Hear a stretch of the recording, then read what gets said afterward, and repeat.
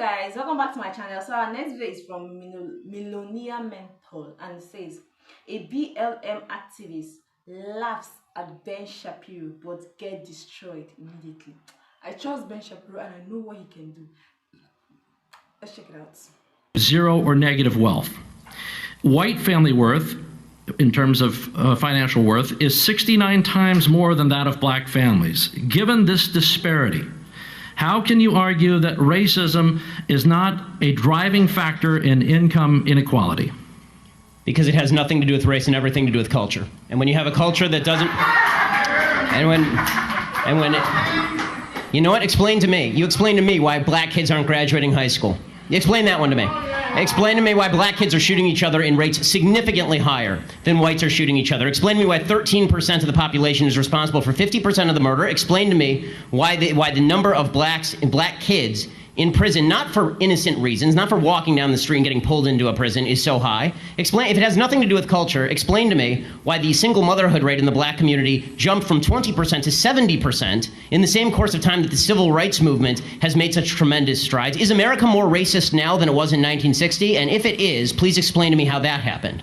So what do I think those riots are? I think they're depravity, I think they're thugs, and I think if you really want to make a difference, Thurgood Marshall, who grew up just 2 blocks from there, did such a thing, who was a contemporary of Martin Luther King. I look at the Baltimore uprisings as more than just riots, right? I hate the idea when you say thugs and riots, right? White people riot as well. When y'all win Super Bowls 2 years in a row, y'all get off the hook. Don't make it seem like it's just Baltimore getting upset. I feel the frustration of what's happening in the community, and I think it's a symptom. The uprisings are a symptom of a pressure that's been unaddressed for too long. I'm offended by the language of uprising applied to people who are breaking into other black people's stores and looting them. This is a lack of values. And people who are destroying private property, destroying cop cars, in an uprising against what exactly? Against the black police chief, against a mostly minority police force, against the black mayor, against the black president, against the black attorney general, against against a city council that is 9 of 15 are black and all 15 are elected Democrats. What is the uprising against? What is it seeking to achieve? I still don't see what exactly the riots are seeking to achieve. Bottom line is, it all could be boiled down to just act like a mensch. Act like a human being. Honestly, it's not useful to riot, it's not useful to break things, it's not useful to throw rocks at people. The idea that we're supposed to correlate your level of outrage with a certain level of justification, in other words, the more outraged you are and the more angry you are, the more justified you must be, is absolute nonsense.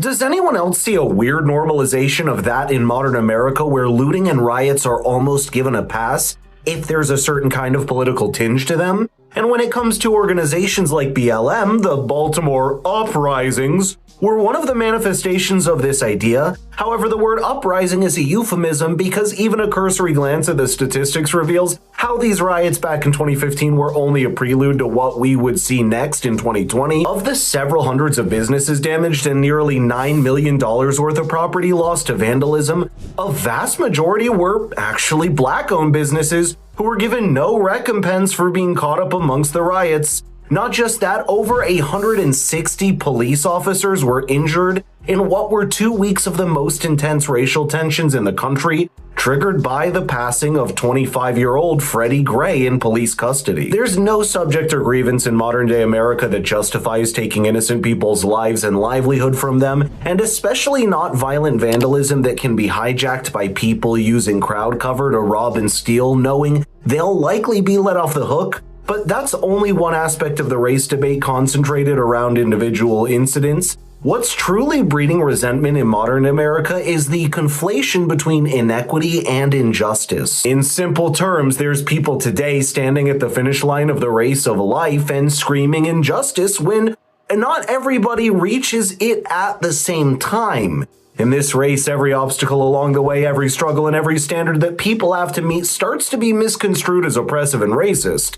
In fact, that's where the term institutional racism comes from in the first place. And what happens when you popularize this resentful idea and drill it into the minds of millions of people? You leave them no other choice than to tear down the entire institutions that they've been told are racist. The result of that is they see every truly colorblind system that stops short of it as standing to protect the status quo instead of helping tear down and rebuild it. Ben Shapiro himself made this truth abundantly clear after the recent saga around former Harvard president Claudine Gay, writing on X, and I quote, "This is the essence of DEI, the accusation that colorblind systems are in fact racist if the outcome of those systems is bad for victimized groups. Thus, plagiarism standards, SATs, free speech, property rights, it's all racist." When there is no evidence of racism, it's probably not racism. When there is actual evidence of racism, it's probably racism. And the fact that everybody jumps from there's inequality and therefore there is inequity, just because there's inequality does not mean there was inequity. But there has to be racism. You can't say there's no racism. Without evidence? No. I'm just saying that I don't know which animal. Maybe we're talking about dogs or something. I'm talking about human beings, and I'm like, human beings are most likely going to have racial prejudices. I'm just so sorry. I'm just so sorry. I don't know. I don't come from. I come from planet Earth. Charles, I want to ask you a question. So your default is that when there is no evidence, racism is the deciding factor. That is no, I was not saying that. I'm just saying that that you're going to have sexists, you're going to have racists, you're going to have all this stuff. I mean, I'm just saying that. I agree it exists, but the problem that I'm seeing, and this is the problem with the general conversation, is that there's no solution in simply saying there's racism out there. How does that solve anything? I mean, when you talk about there's institutional racism, what does that mean? Show me a law that is racist in intent, and we will agree. Show me a police officer who commits a racist act, like we saw in South Carolina, right, where a police officer shot a black man running away, and it was obviously unjustified, and I will agree.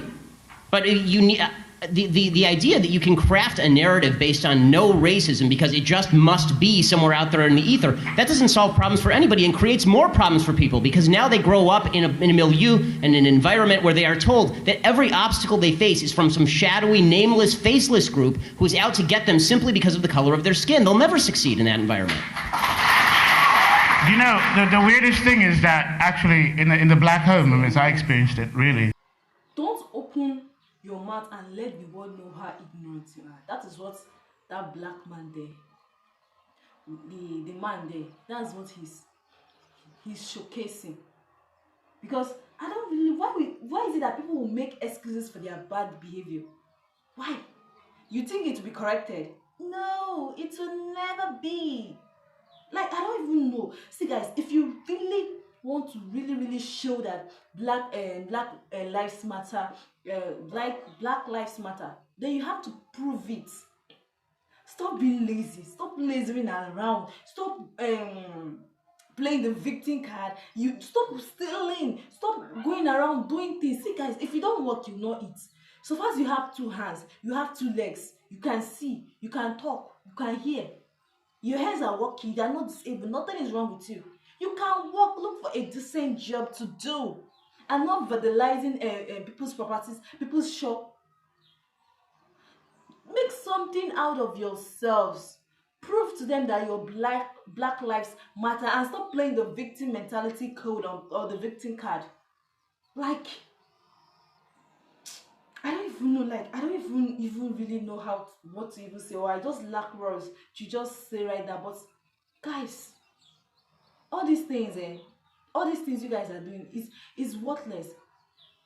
It's not going to come together as a race, as a culture, to prove yourselves and not to be divided and scattered. See, I just love the way Ben is just so fascinating, and how the left views him. He's white, yes. He's Jewish, yes. But he's also privileged. He has a protected class. The left just flip-flops whenever it suits their agenda and when it comes to Ben. Okay. But I just love the way Ben Shapiro just destroy them at once. I just love the way Ben Shapiro just put them at your right places. Like, see guys, does anyone else think that this whole playing the victim of a thing as an excuse, playing victim mentality thing as an excuse, as in why it fails and it's getting old? Like, see guys, all this victim mentality of a thing, it's getting old. Look for a new one. If you really want to be playing all these tricks and you will not find something to do with your life. Like, get a life. All those things, it will not help you. Seriously, it will not help you. If you really want to show that yes, black lives really matter to each individual, each black person, then you do more. Then why do you do more positive things to prove that part, to prove that fact? You have to do more positive things to prove the fact, to prove to everybody that yes, it really matters. You guys should come together and stop all this stealing from stores. This speaks of laziness, self-centeredness. Like, I don't get it. Or shamelessness, and above all, or sense of entitlement, and now, see guys, we in Nigeria, we were raised in Nigeria like, if you don't work, you will not eat. Hunger will buy you. Like, which it simply means that each individual has to be responsible for his or her life, especially when you are done through school, secondary school, and you know that you're like, we here in Nigeria, when we are done through school, secondary school, you see some of all these secondary school students trying to make a living. Some of them, they would like to try to make some small ends before they go to school, like before they go to college or university. Like, even with your college degree, with or without your college degree, you can make something good out of your life. Seriously, that for you to go up and down, like killing yourself, doing things which is not right. Oh God, like, I don't really understand. But this black man, he's really shocking me, because if this black male says there is racism in everything, like seriously, racism in everything, then which means he's a racist. Period. Nothing anyone can tell me. He's really a racist. Let me know your thoughts in the comment section. Like, watch, and subscribe to my channel, and have a wonderful day ahead. Bye bye.